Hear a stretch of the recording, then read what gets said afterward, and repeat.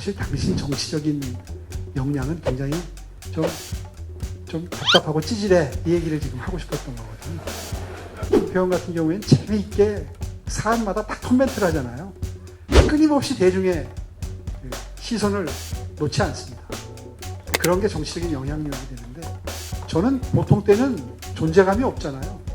조용히 일만 하잖아요. 저는 일단 선거가 시작되면 저 같은 사람이 무서운 후보가 될 수 있다고 생각해요. 네, 시장님 오늘 너무 잘 들었습니다. 저는 이명박 전 대통령 재임 기간부터 오세훈 시장 같은 사람이 대통령 되어야 된다고 주장하는 사람인데요. 근데 오늘 좀 일반론적인 입장에서 지지자로서 좀 우려스러운 점에 대해서 말씀드리고 싶습니다. 시장님을 보면 되게 너드라는 단어가 떠오릅니다. 근데 특히 저도 이제 약자의 동행 그런 정책들에 동의합니다. 예컨대 시장님께서 그 관훈 토론회 한 릴스를 보고 감동을 받아서 사교육 이제 제가 조교를 했었는데 그걸 그만두고 올해부터 서울론 멘토로서 활동하고 있습니다. 근데 그러면서 이제 그 관훈 토론회나 아무튼 여러 가지 시장님 말씀들을 보면 되게 그 정책들에 애정이 많으셔서 주변을 둘러보지 못하는 것 같은 느낌을 받습니다. 그래서 제가 너드라는 표현을 쓴 거고요. 근데 그로 인해서 저는 사실 10년 동안 서울시가 암흑 속에 빠졌다고 생각을 하고, 근데 특히 지금은 좀 더 위태로운 상황이라 생각합니다. 보수층 지지 기반을 갖고 계셔서 뭐 탄핵이 될 것이다라고 말씀하시기는 어려우시겠지만, 만약에 조기 대선이 펼쳐진다면 시장님께서는 유력한 대권 주자이실 것 같습니다. 근데 여기서 상대가 굉장히 지금 두렵고 악랄한 상황입니다. 여기서 삐끗하면 저는 큰 위험이 있다고 생각을 하는데, 시장님을 지지하는 사람들에게 이제 또 다른 사람들에게 한테 오세훈 시장이 대통령 되어야 된다라고 강력하게 말할 수 있도록 좀 한 말씀 해주셨으면 감사하겠습니다. 네, 저는 이제 최근에 강동구에서 일어난 싱크홀 사건 관련해서 이제 서울시에 안전 불감증이 있는 게 아니냐 하는 의견이 있는데, 다른 지역에서도 혹시 또 싱크홀이 생기는 거 아니냐 하는 불안감도 퍼져 있기 때문에 이 싱크홀 관련 대책이 궁금합니다. 저는. 참 난감한 주문을 하셨는데, 저는 선거에서 이기는 건 무슨 뭐 강력한 캠페인이나 뭐 어떤 공격력이나 이런 게 아니라고 생각합니다. 이렇게 지성적인 학생 같은 사람이 날 지지하듯이 저는 우리 국민들이 굉장히 무서운 판단력을 갖고 있다고 생각해요. 제가 그걸 언제 보고 느꼈냐면, 제가 10년 동안 정치 공백을 뒤로 하고 서울시장에 다시 나왔을 때요. 그 시민들의 저에 대한 반응을 보고 정말 그런 믿음이 생겼습니다. 아마 여러분, 저의 평소의 정치적 행보에 대해서 굉장히 지지자들일수록 답답증을 가지고 있는 분들이 많다는 생각이 들어요. 아까 점잖게 뭐 그렇게 표현해 주셨지만, 사실 당신 정치적인 역량은 굉장히 좀 답답하고 찌질해. 이 얘기를 지금 하고 싶었던 거거든요. 왜냐하면 저는 홍준표 시장님을 준표 형님이라고 그러는데, 준표 형 같은 경우에는 재미있게 사안마다 다 코멘트를 하잖아요. 끊임없이 대중의 시선을 놓지 않습니다.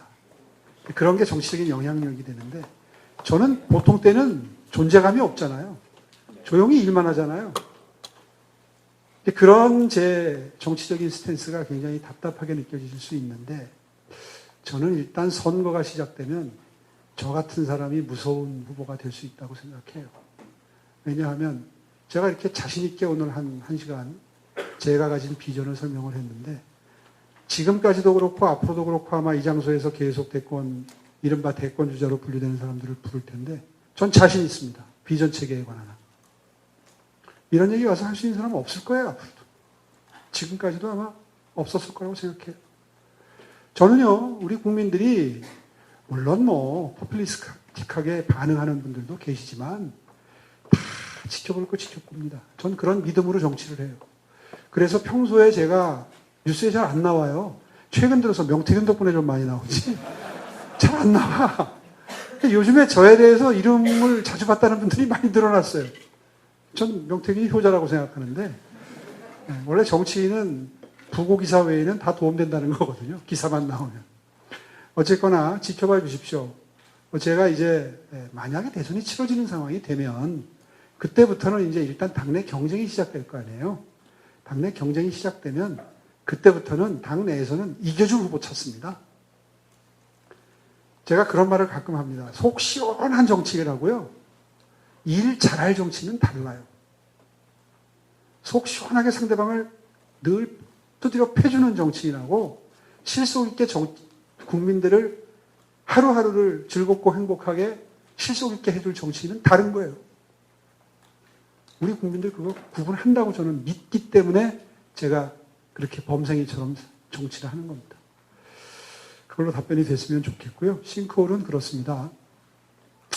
싱크홀을 찾아내기 위해서 정말 사력을 다하고 있습니다.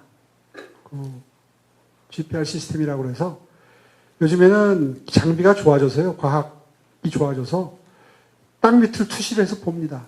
근데 보고 다니는 것도 한계가 있어요. 몇 대가 돌아다니는데 자동차가 이 넓은 서울 천지를 그렇게 다니면서 찾습니다. 그래서 밑에 동공이 보이면 메워요. 매일 그 짓을 하고 다니는데 감당이 안 되는 게 두 군데입니다. 공사 현장 근처하고 그 다음에 상하수도가 지나가는 곳은 관이라는 건 늘 오래되면 조금씩 새거든요. 접합 부위가. 그럼 이제 그게 약간씩의 누수 때문에 흙이 흘러내리면서 특히 이제 토질이 좀 무른 지역의 경우에는 그게 흘러내리면서 동공이 생기는 거예요. 참고로 말씀드리면 요번에 명일동에서 생긴 것은 공사 현장과 매우 관련이 깊다고 저희들이 현재까지는 분석합니다. 그러니까 결국에는 공사 현장 근처를 전부 전수조사하면 도움이 되겠죠. 요번에 그 지하철 9호선 연장 공사 구간에서 불과 몇십 미터 떨어진 곳인데 바로 그 밑에 공사를 하고 있었거든요. 어떤 연유로 거기가 무너져 내린 겁니다. 오해를 하는 기사를 본 적이 있습니다, 오늘. 저희들이 전부 서울 시내를 5등급으로 나눴습니다. 그러니까 토사가 무른 곳부터 시작해서 각종 사고, 포토홀이, 싱크홀이 생길 수 있는 곳들을 등급별로 제일 위험한 데가 5등급이에요. 그런데 이걸 발표를 못해요. 여러분 아시잖아요. 발표하게 되면 그 지역 사람들은 정말 엄청난 저항을 합니다. 물론 집값하고 연결이 돼 있겠죠. 마음은. 그러니까 안전보다도 일단 우리 지역을 왜 위험지역으로 분류를 하느냐. 조용히 와서 메워주면 될 일을 이런 것 때문에 사실 발표를 못하는데 어떤 그 기사는 그걸 오해를 해가지고 아니 집값이 중요하냐 안전이 중요하지 이런 논리로 기사를 썼더라고요. 이해하시죠? 이걸 왜 발표를 못하는지. 갖고는 있어요. 어디가 위험한지. 이번에 사고가 난 지역도 토질이 5등급으로 분류된다고요. 그러니까 그런 곳에 지하에 공사를 하니까 운이 안 좋으니까 이제 거기가 그런 사고가 생긴 겁니다.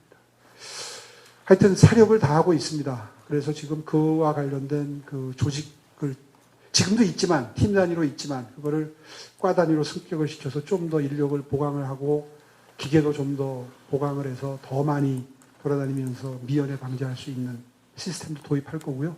많은 시민 여러분들이 불안해하시기 때문에 제가 이 자리에서 공사와 지하철 공사와 연관이 있다는 거를 아직 정밀 조사가 완전히 끝나지 않았음에도 불구하고 밝히는 이유는